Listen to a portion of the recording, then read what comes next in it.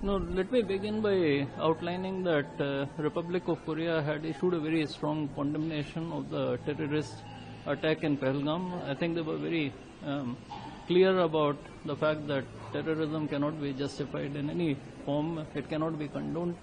And in our interactions with them, including during the visit of this parliamentary delegation, I see that there has been an understanding of our position.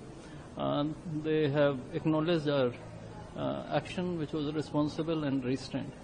The visit of the parliamentary delegation, of course, is very, very important and critical for us in reaching out to a wide cross-section of Korean government, polity and society.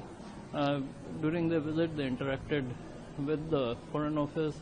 They met a number of key dignitaries in the parliament, including the chairman of the Defense Affairs Committee, with the India-Korea Friendship Group in National Assembly. They also met the Vice Chairman of the Foreign Affairs Committee. They had detailed discussions with the first Vice Foreign Minister, and during that interaction, we also had brief interaction with the Foreign Minister who had dropped in. We also had a very extensive exchange of views with representatives of think tank community here and a few other eminent dignitaries and media interaction. We also met the Indian diaspora. In all these meetings, the all-party delegation that had visited from India was very clear in articulating a new security doctrine which has been laid out by the Honorable Prime Minister on how we are going to deal with terrorism in future.